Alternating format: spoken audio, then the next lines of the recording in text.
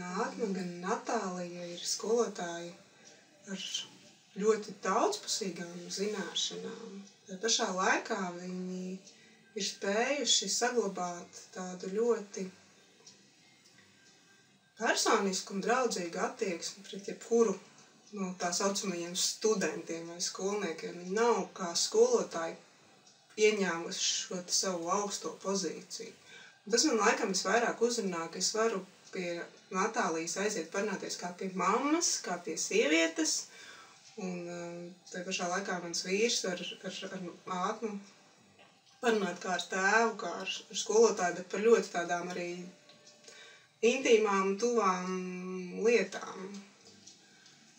Un tas ir tas, kas man ir caurvijies cauri šiem te gadiem ceļojumos, lekcijās, nometnēs, retrītos, ka viņi ir ļoti cilvēcīgi. Kas, manuprāt, kā skolotājiem ir vienmēr svarīgi saglabāt šo cilvēcību. Viena ļoti svarīga doma, ko arī Natālija ir teikusi,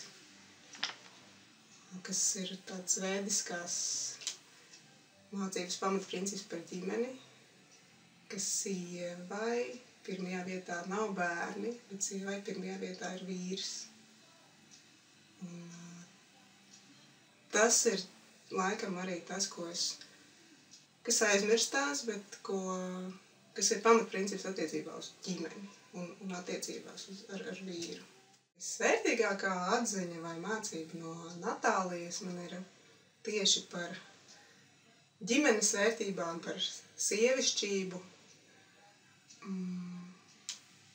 par tādu kā savu prioritāšu atrašanu, sevis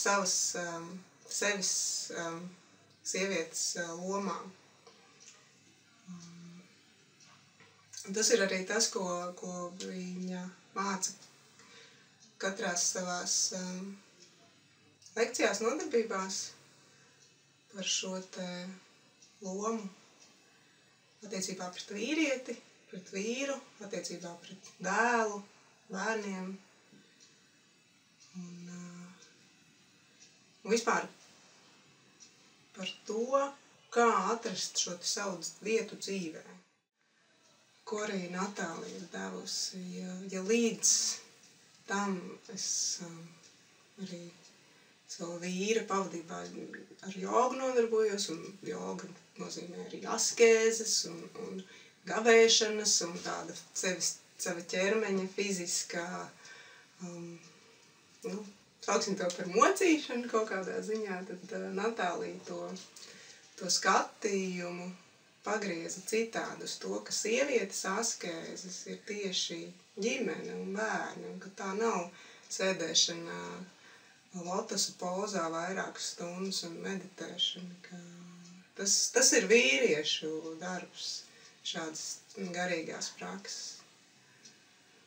Mums ir savas askēzes. Mīlēt ir vislielākā askēze patiesībā, jo bieži vien tam nepietiek spēku, un to ir ļoti grūti izdarīt sevišķi, ja tas cilvēks, pret kuru tev vajadzētu izrādīt mīlestību, viņš varbūt nav tik mīlams.